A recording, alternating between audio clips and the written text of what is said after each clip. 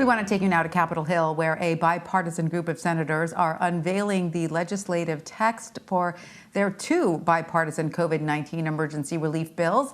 The packages were split up after a disagreement over local aid and a liability shield for businesses. If both are passed, it could provide up to $908 billion in relief to Americans suffering from the pandemic. Let's listen in. From our talks to our dinner, we had 8. It was 4 days and 4 hours, and we committed ourselves to making something happen. And then it grew the day after to where it just continues to grow. But it grew in a bipartisan way, and that's what really makes it pretty special. And it's been almost 2 weeks since we basically broke out, and we stood on I think it was December. Let me see what day I gotta get that right. November 5th or something. 14th. Today's the 14th. But basically 2 weeks ago we unveiled the framework, and now we are here today. And I know there's an awful lot of you thought that can't be done. You surely could. Putting everything agreed on and put into a bill. Well, guess what? We did. There's a bill. And to make matters even better, we have two, because with every good negotiation, you want to make sure you've covered everything. And we did that. So what we have before you is $908 billion, 748 in our emergency bills we have, and they're going to talk about basically our state and local liability. I want to talk about, first of all, this one. And this is the one we're so concerned, and both of them are very, very important to the American people. To everybody that's watching, first of all, make sure you understand bipartisanship and compromise is alive and well in Washington. Contrary to what you've been hearing, we proved that within a 1 month period, taking something that had not been on the table. Talks were stalled completely and taken to fruition to have a bill presented. That basically what it does, it takes care of those who are unemployed. In an emergency, if you're unemployed, that's an emergency. If you're running out of your employment check, we have 13 weeks, or 16 weeks at $300 a week for that. Food assistance, we have nutrition assistance, food assistance, even going into our food banks, because we have non-traditional people who have probably never been in the food bank before that is needing food assistance now. We want to make sure that they have the opportunity. And we want to make sure that we have shelter assistance, rent, eviction notices. Basically, we wanted to make sure that that was in this piece of legislation. Small business debt relief, PPP program is in that, and people talk more extensively about that. Then we wanted to talk about student loan forbearance. So much pressure on our students right now, and that's in here. And then it goes on and on and on, as you can see, almost 600 pages. So what we've been able to do is put a $748 billion bill. We have a $908 billion package that we're still, but the emergency needs that we have and the assistance to the American people is something that we're going to continue to fight for. $13 billion for food assistance, $13 billion. And we wanted to make sure that the needs of the people and the assistance was needed. But again, I tell all of you, the bipartisan COVID-19 emergency relief bills are here. They run to a period of time of April 1. And I want people to know, come on everybody. We want people to know that basically the extent. Everyone says, why did you do this? Why did you do that? We strictly looked at everything that was going to expire at the end of this month. Now it's up to the leadership to take it and make this happen in a timely basis. We have a lot of good people here that want to speak, and they have an awful lot to speak about because they were part of it. It wouldn't be here if it wasn't for them. And I want to bring my counterpart, my friend Susan Collins. Susan? Thanks, Joe. First of all, let me say that I think we've had a Christmas miracle occur in Washington. We have worked night and day for over a month, literally on Thanksgiving Day, with texts, conference calls, and Zooms, to put together an emergency COVID relief package. Each and every one of us has been committed to that goal. I want to thank my Democratic and Republican colleagues in the Senate for working so hard to bring us to this day. But I also want to thank our House counterparts, Josh Gottheimer and Tom Reed, who lead the Problem Solvers Caucus in the House, worked with us every step of the way. So these bills are not only bipartisan products, they are bicameral as well.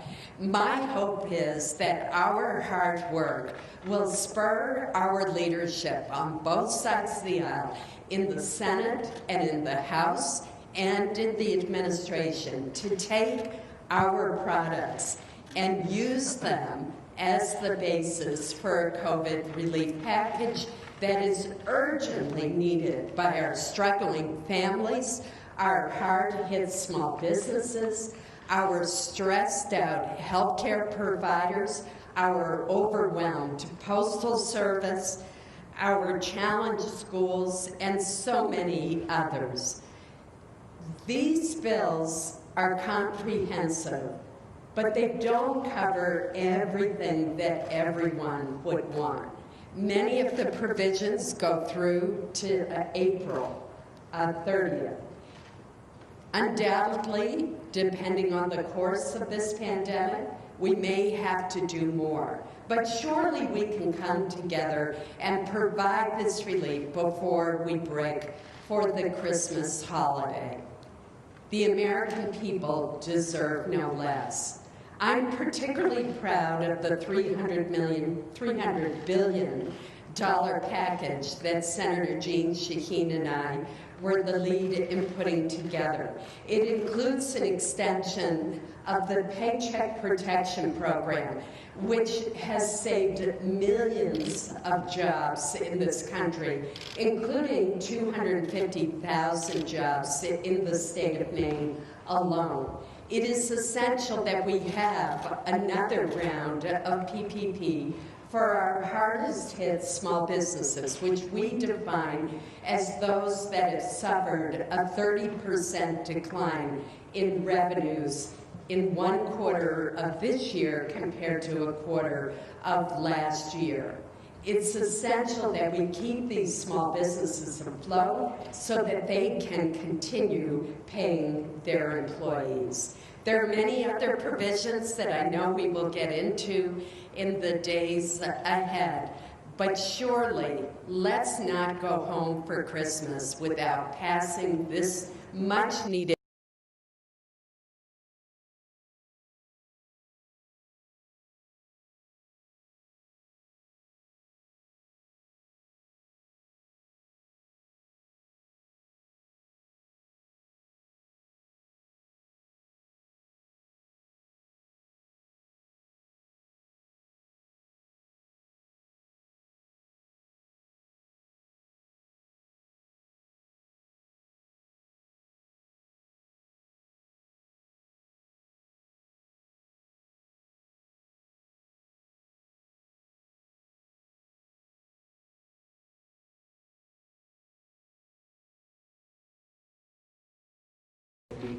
the little grass grow under our feet, we might not be here.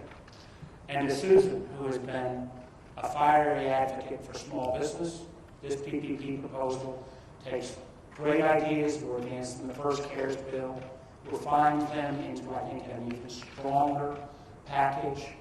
She's done a great job, for example, on outdoor venues and other venues, the stages. They and everyone in this group have been extraordinary.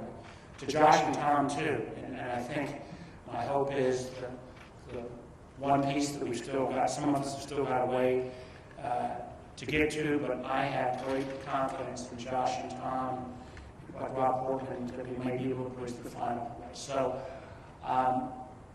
it's a bit of a cliche to say that we're living in challenging times.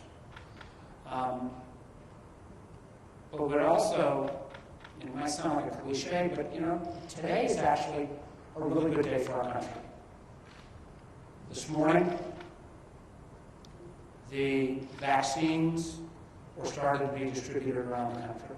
And we're starting to see at least the beginning of the end, God willing. of this pandemic.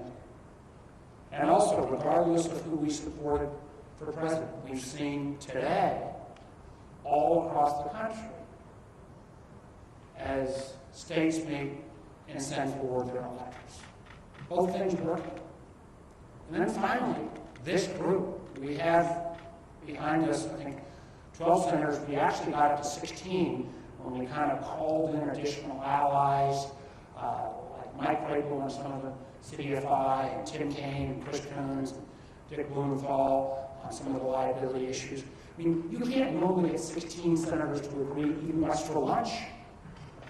But the fact that we came together on nearly $1 billion, trillion, excuse me, nearly $1 trillion of emergency relief for Americans in need. That's what Joe says. This shows, even as dysfunctional as the Congress sometimes can be, when we're confronted with a crisis, this group, and God willing, our other colleagues will step up and do the right thing.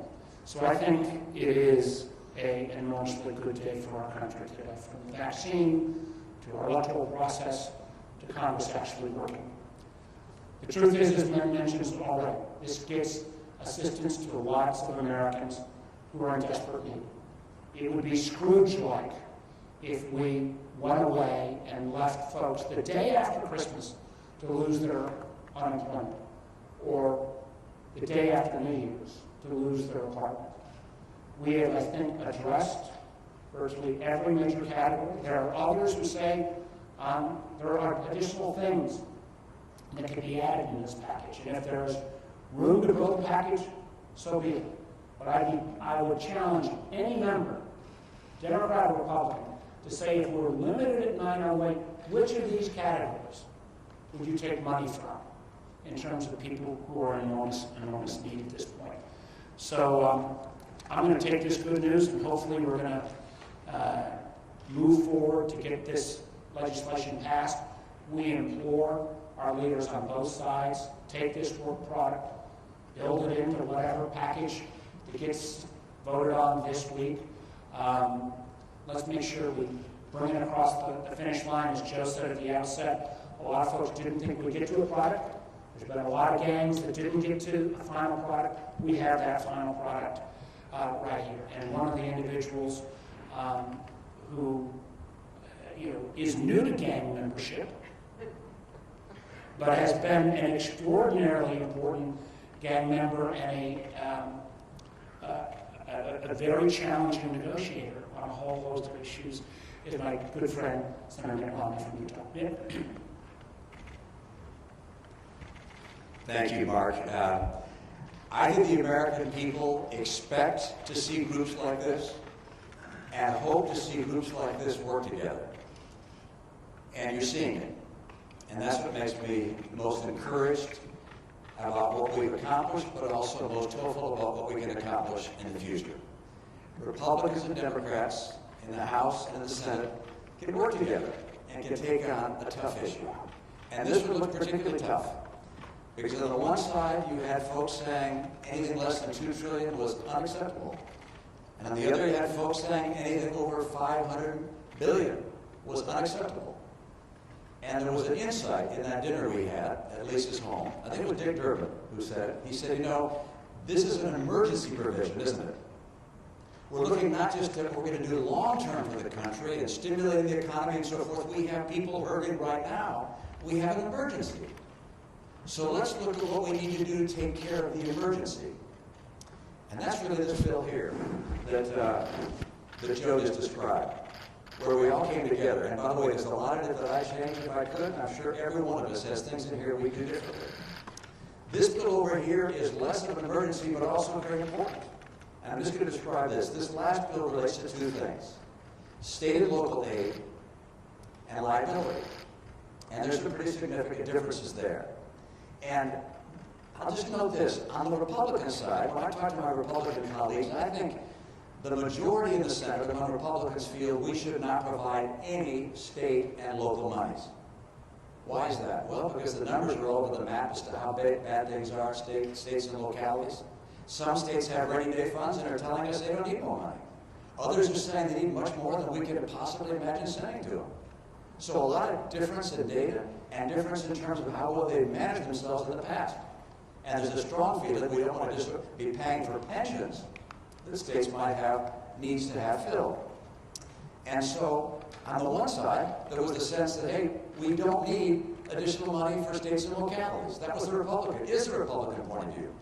At the same time, Republicans are saying, we're willing to give on that if you'll give on providing liability protection so that doctors and hospitals, schools, universities, small businesses, big businesses don't get sued because people got COVID.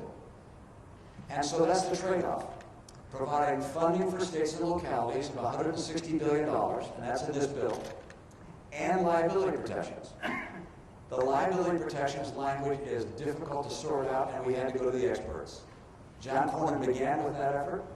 I'll leave that up to Chris. Leave that one back up. John Cornyn went out with a bill in that regard, and our Democrat friends had a lot of changes they thought needed to be made, and so we brought in the real negotiator, and that's Rob Portman.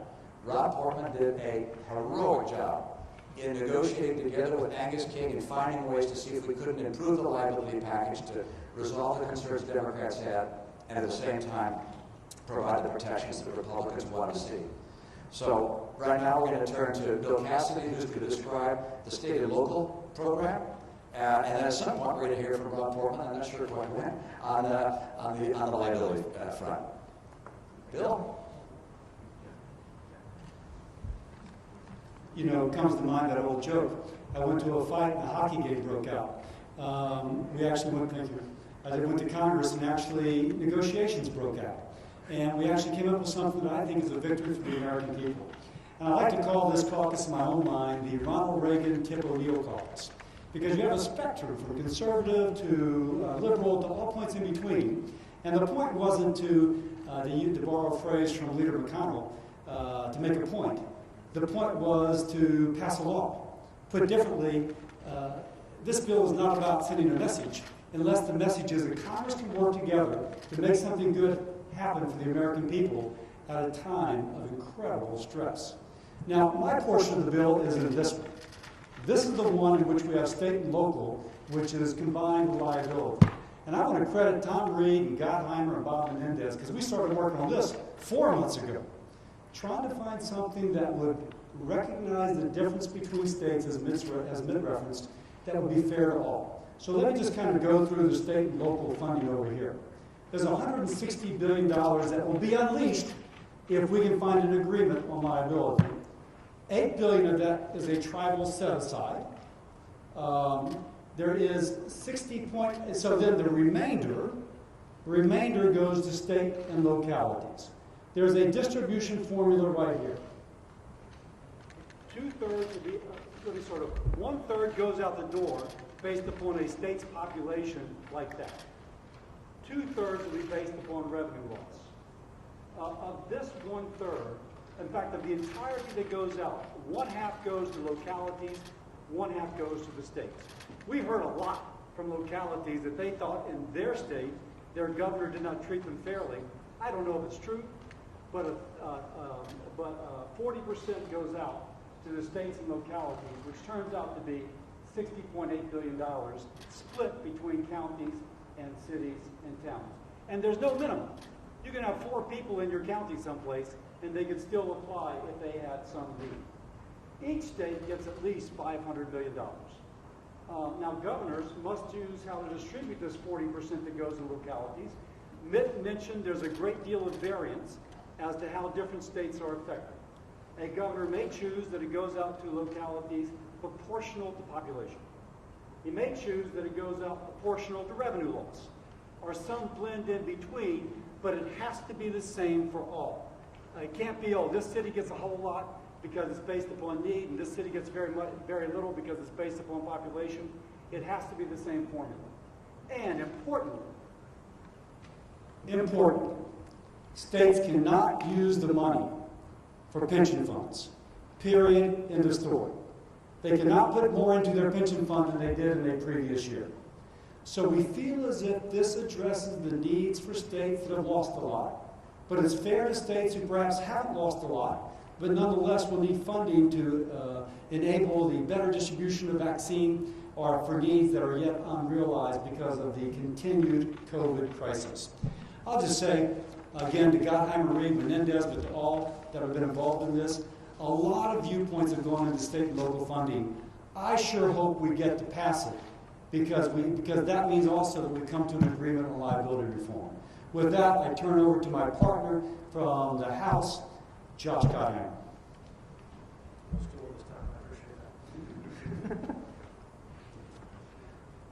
Thank you, Senator. They say it couldn't be done, but today, as Mark said a minute ago, we rolled out a vaccine and actually got Democrats and Republicans in both chambers to come together and get a bill done. And to me, that is a Christmas miracle, as you said, Susan. I think that's the perfect way to explain it. But there is also a reality that we're dealing with. 6,000 people in New Jersey yesterday were diagnosed with COVID-19 in a single day. 1 in 500 in my state have died from the disease. 30% of our small businesses have already been shut. Many Americans are in food lines for the very first time. Firefighters, cops, and teachers are facing pink slips at Christmas. And yet here we are, 9 months after we passed the Bipartisan CARES Act. We've been stuck in the mud on delivering relief for our families, communities, and small businesses until today. The mission of the Bipartisan Problem Solvers Caucus is to help restore Americans' faith in our government and break the gridlock in Washington, the very gridlock that has prevented perhaps the one remaining thing on which all Americans agree, the need for emergency COVID relief. Something to get us through the brutal winter ahead, through the spikes every one of our states is facing, something that is a short-term, focused down payment to get us into the next administration. For the past 4 months, a tiger team of our caucus, including my Republican co-chair and great friend Tom Reed, along with Dean Phillips, who's helped lead this tiger team, who's here, Anthony Gonzalez, Abigail Spamberger, and all of us have been meeting nearly every single day. And for the last month or so, we've had this incredibly welcoming group that has invited us in to sit down on their calls every day, on their Zooms. Even on Thanksgiving, they welcomed us in to get something that we could pass both chambers and sign into law by the president. So 9 months later, we're pleased to have reached a common sense, bipartisan agreement. The team effort is an example of how Congress should, can, and must act and work together, and a model for governing in a way that the country needs and deserves, not just today, but in the months ahead. But now with the clock ticking, we're here to announce the 2 separate bills and an agreement we've worked so hard to achieve. We're very proud of the values it represents and how it is consistent with what we've been fighting for months. And we're eager to find a way forward. The Problem Solvers Caucus remains eager to find a singular $908 billion comprehensive package that includes all the language and priorities that we've agreed to in the $748 billion bill, plus the $160 billion bill for state and local and tribal governments with liability and worker protections. That's our goal. Like any negotiation, there are parts we didn't get. We understand that. But going home with nothing for the American people is simply not an option. And look at what it's got. Supplemental unemployment, vaccine distribution, which is so vital now, PPP for our small businesses, a second round, food for the hungry, rental assistance, child care, and our state and local governments, all the assistance to help them, children, families, communities, small businesses, schools and teachers, hospitals and frontline workers, states, cities, and tribes, and much more, all helped by this package. To show the effort continues, this afternoon, our 50 members of the Problem Solvers Caucus, 25 Democrats and 25 Republicans, asked us to keep going tonight, to try to find a singular way forward. We voted to say, let's find a way to merge these together into a 908 package with the language we developed and worked on here, with some tweaks on liability and worker protection to get there, but to make sure that we get that state and local and tribal assistance. So everyone here worked 24/7 to make this happen. And the last thing I'll say about them, and we're just welcome to the Senate today, and I think our visa expires in about 15 minutes, so I'll just get this in. These are not often the folks that you see on television or on social media slugging it out, right? Screaming and yelling and tweeting nasty things. That's not this group. What's so impressive about the senators and Joe and Susan, who've done such an incredible job leading, as they're the ones who know how hard this year has been for our country and our neighbors, how much anger, resentment, and fear still grips our nation. And these are the leaders who recognize the country should always come ahead of party.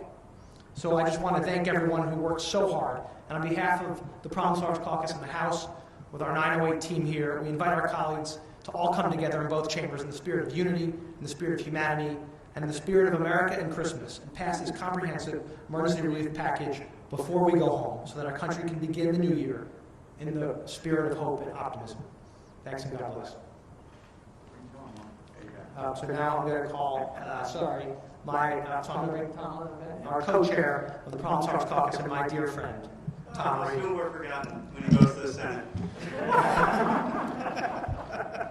I think you talked as long. We're House members. We're limited by time. You remember that.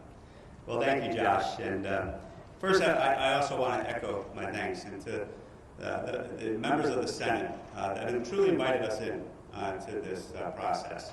I got to tell you, the men and women of the Senate that stand behind me are truly inspirational leaders to me as a member of the House. As we spent hours together on these Zoom meetings, on these live person meetings, the depth of knowledge that these individuals demonstrated on each and every one of the issues that they cared passionately about, but also those that they did not, but took the time to really dig in to the details, was impressive. And I got to tell you also, I am forever grateful for the depth of the friendships that now we have started from this experience that I will carry with me in the rest of my congressional career. To Joe Manchin, to Mark Warner, to all my colleagues on the other side of the aisle, I truly have enjoyed this experience from a personal point of view. To my Republican colleagues, I have to tell you I was impressed before we began this journey together. I am more impressed, even more so today. Susan Collins, Bill Cassidy, Rob Portman, all of you have demonstrated to me and Mitt Romney, and Lisa, who I'm going to introduce, and Lisa, who, I knew the other ones before we started this journey. These I got to know after we started this journey. They truly are mentors now of mine as to how to be statesmen in the United States Congress. So I thank you for that honor and that lesson. But as we go forward, I too echo the relief that we have come here to announce today is something we're not done with. This has to get signed into law. As my colleagues in the House and us stood together and took a pledge here just a few weeks ago, we will not leave for Christmas break until this relief is delivered to the American people. And as we talk about Christmas miracles, let us remember, it's not Christmas yet.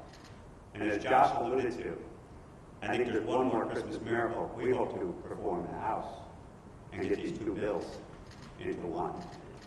And with that, I just want to say, let us get it done. Not for us, but for the people that we represent and the people who need this as soon as possible. And so I do get the honor to introduce the great senator from Alaska, Lisa Murkowski, who now has become a friend and somebody who I look up to, but also who I know is not only the true ambassador for the fisheries of Alaska, but for the fisheries of the Great Lakes, which New York, Illinois, we have had numerous conversations on the Great Lakes. Oh, Rob Portman, of course. We talked about that at length. And so we appreciate you, Lisa Murkowski, and the style upon which you always conduct yourself. So, Lisa Murkowski. Thank you, Tom. So this is not newspaper. This is hope.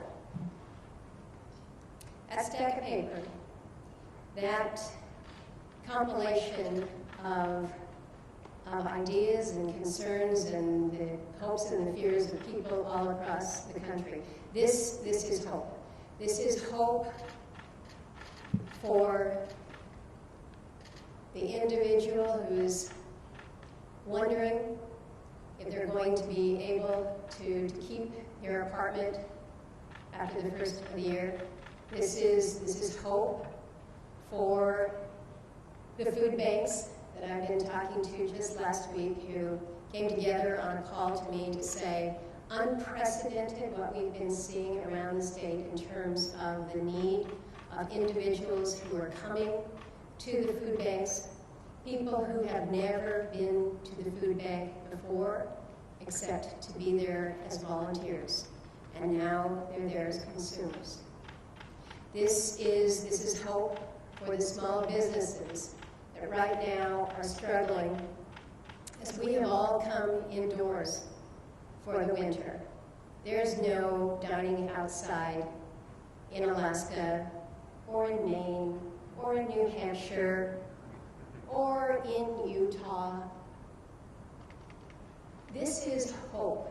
This is hope for those who have been asking their Congress to be responsive to what they've seen in the face of this pandemic.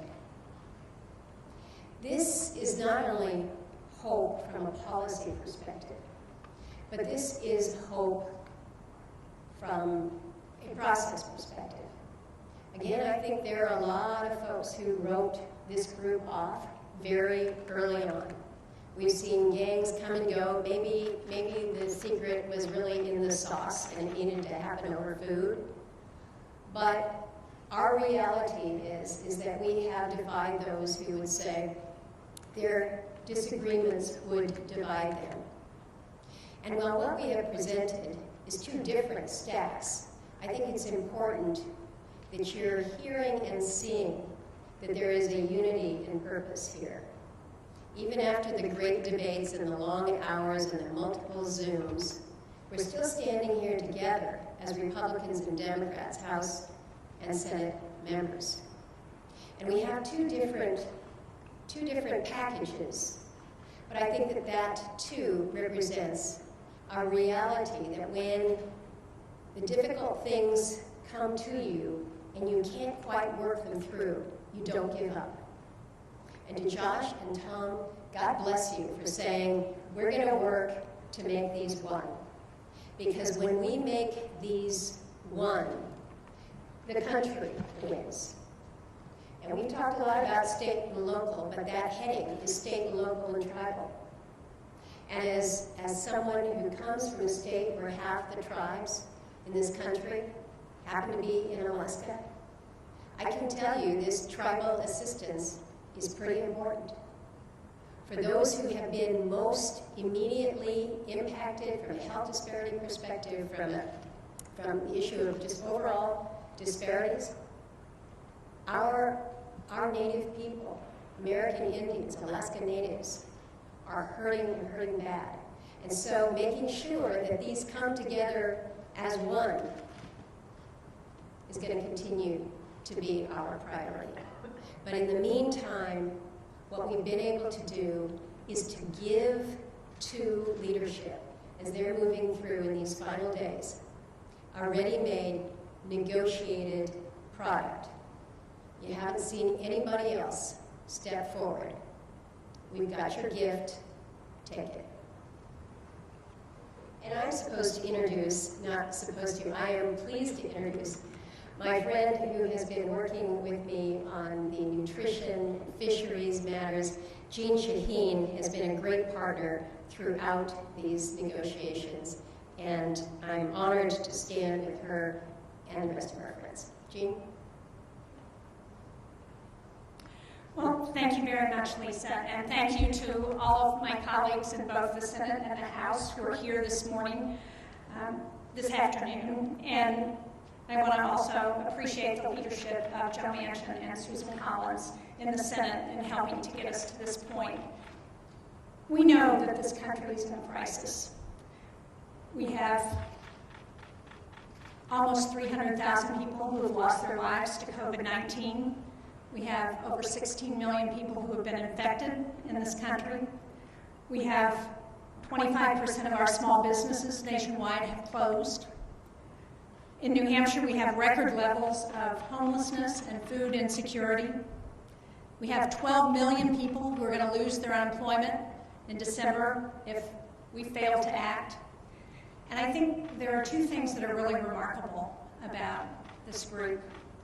The first is that we came together of our own volition. Democrats and Republicans in the Senate and House to say we've got to do something to respond to the country's being in crisis. And we did that. We have the charts that show how the dollars break down. I was really proud to work with Lisa, not just on fisheries and nutrition and ag, but with Senator Collins on the small business provisions that are not just the Paycheck Protection Program, but include idle grants, and are particularly focused on the restaurant industry and hospitality, which has been hurt so much by this pandemic, as well as venues, which have been closed, and many of them have not had a chance to get help. So we came together, we said we've got to do something, and this package is a response. It's not the bill that each of us would have written, for sure, but like all good legislation, it is a compromise. The other aspect about it that I think is so remarkable is what has been alluded to by so many of the people who have spoken, and I think all of us feel this way. What we've heard loud and clear from the American people is that they're tired of the partisanship. They want to see us in Congress work together to address the needs of this country, particularly now in the middle of this pandemic. And that's what all of this work and this work product attests to.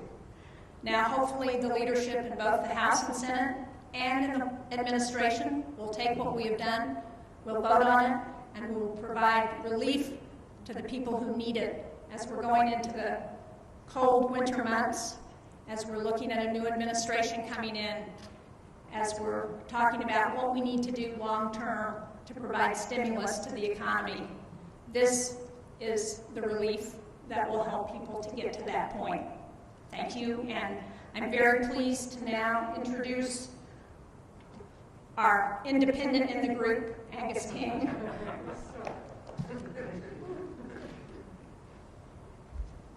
I once said to Susan, you think of me as 2/3 of a Democrat, don't you? And she said, no, it's actually more like 3/4. That's a long bit of history. I think just first a couple of process things that perhaps haven't come through entirely clearly.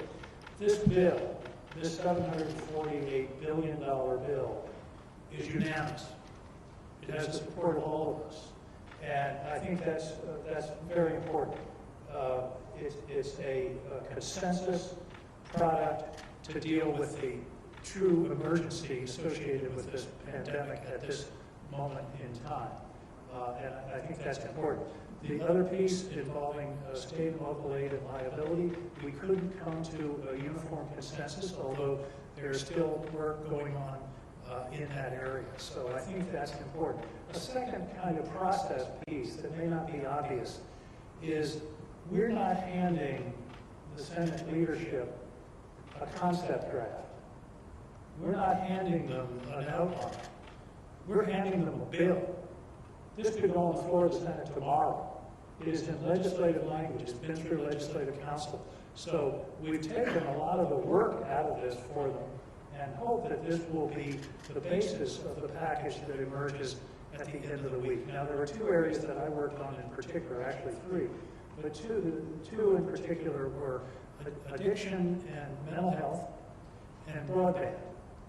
Addiction and mental health, we are going through an epidemic not only of coronavirus, but of isolation, suicide, and depression. And that is going hand in hand with the elements of this terrible virus that is afflicting us. So there's a significant portion of this bill that deals with not only opioids, but methamphetamines, alcohol, other substances which are prone to abuse, but also mental health centers across the country. A very important part of the bill. Broadband is here because if there's anything we've learned from this pandemic, among many other lessons, is that we need to be connected. Seniors need to be able to do telehealth. Students need to be able to connect with their schools. And there are huge gaps in this country in terms of connectivity, particularly in rural areas, in places like my state of Maine. So there's a significant portion of this bill that directly addresses that in terms of emergency of connectivity over the next several months, but also in terms of developing the infrastructure to make those kinds of connections important. The third piece that I worked on intensely was liability.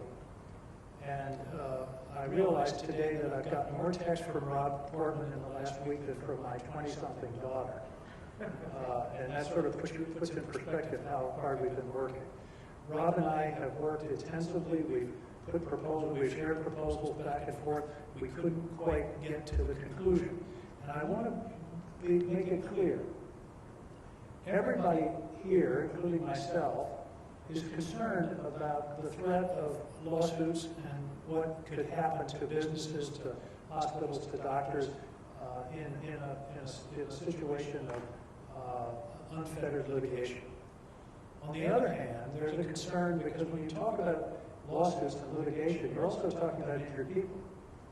And you're talking about people who have a right to be heard and have a right to compensation if they were wrongly injured.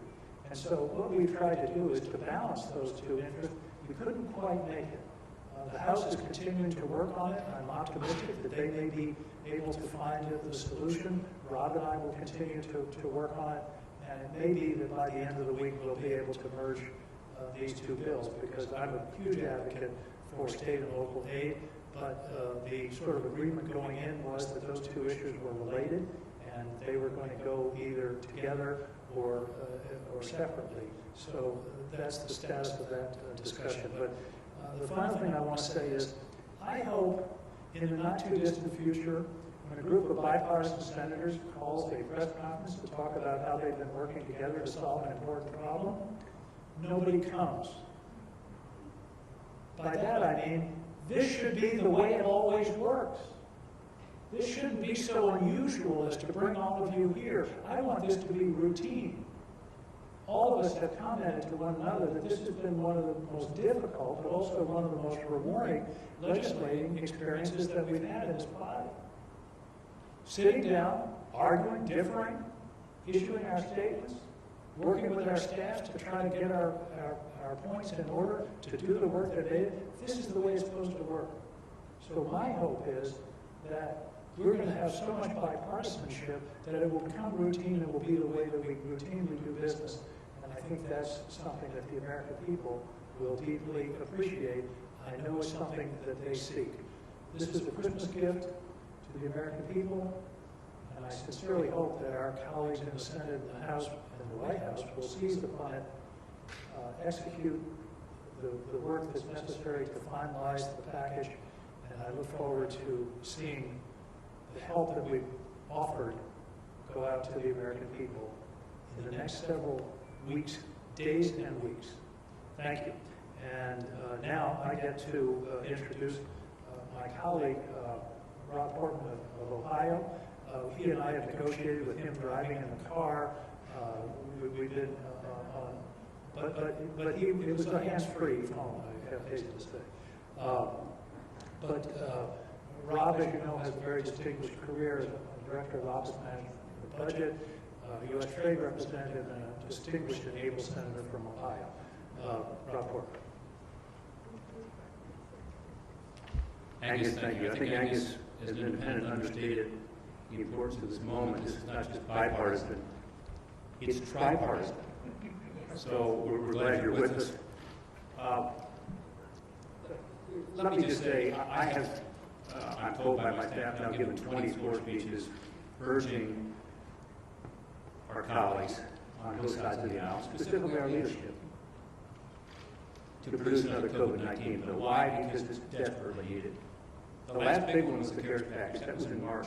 It's over 9 months ago. Think about that. Think what's happened since. So some of you have had to listen to the speeches. Actually, very few probably did. But the point I kept making was there's a lot of common ground here. Yeah, we've got some differences. But look at this. It required these individuals behind us to find that common ground.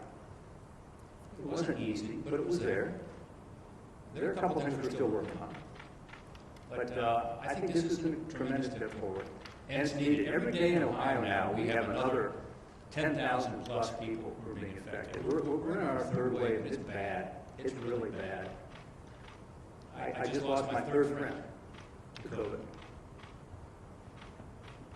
He died in the hospital after a painful process of being in the ICU and going through with his family the grief and the pain. All of us have these experiences. This is personal. And the healthcare crisis has been accompanied by an impact on the economy. Some of my colleagues say, well, the economy's better, why do we need to do this? Folks, I gotta tell you, the economy is not getting better in most of our states. It's hurting. And particularly, even though some sectors are doing well, other sectors are really struggling. It was mentioned today that the small businesses in the hospitality area, the restaurants, the movie theaters, the bowling alleys, you know, the bus companies, travel, entertainment, I mean, they are really hurting. The stages, some are hanging by a thread. Some have already closed. And in Ohio, some of those will never open. Never. They're done. So this is the crisis that we face, and I appreciate working with Angus on the addiction and mental health issues, because unfortunately we have a pandemic within a pandemic within a pandemic. And some of you know, I've worked a lot on this issue, the opioid side of this, and we were finally making progress. And now we're going to have the worst year ever this year in the history of our country in terms of the number of people who die from an overdose. It will be the worst year ever.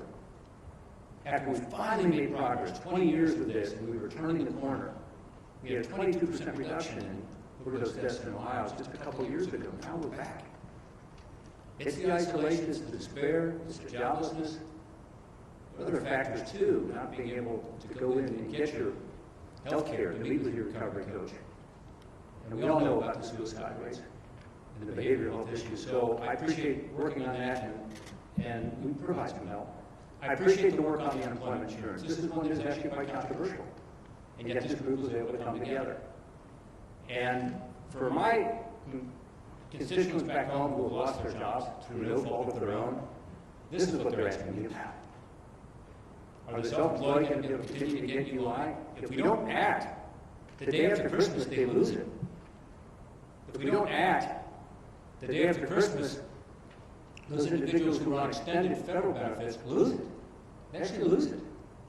So not only do we add the $300 back in, which, as you know, we had until late summer, until August, but we also ensure that we are continuing the assistance that's already there. Again, I wish the economy were getting better all over the place. Everybody was back to work, everything was great. That's not what I see, it's not what I feel, it's not what my colleagues hear. So that's all in here. And I appreciate working again with my colleagues on that. In terms of liability, I think Mitt Romney said it well. There is a bill that John Cornyn drafted that's carefully thought out, and it is the bill that most Republicans are supporting. And it's one that our Republican leadership supports. And it was the basis for we Republicans to say, this is the general approach that we like. We have a lot of concern in our caucus about state and local funding, in part because of the numbers, frankly, particularly with regard to states. So we need to have a balance here. And that was part of the deal going into these discussions. We didn't quite get there, although, thanks to Joe Manchin, it's bipartisan. It's not tripartisan yet. That's the goal. So all the Republicans are supporting this, and Joe Manchin is, and I appreciate that. But folks, we narrowed the differences considerably. I feel badly for John Cornyn's bill because it doesn't look like John Cornyn's bill anymore. But just to be honest with you, you'll see about half the provisions are either gone or they have been changed. Because we listened to all of my Democratic colleagues back here. We tried to come up with accommodations. We didn't get there, but we got awfully close. And in the House, we're continuing those discussions. But just to be clear what this is about that business, which is a grocery store in Pennsylvania, that has said to its employees and its customers, you got to wear a mask. And they're getting sued. They're not part of a big chain. And they're thinking, I'm getting sued because I'm telling people what I think was the best thing to do, the standard. And we've been listening to Senators unveil their bipartisan $908 billion coronavirus stimulus relief bills. If passed, it would be the first congressionally backed relief since March. We're going to take a quick break now, but we got a lot more news ahead, so stay with us. You're streaming CBSN, CBS News, always on.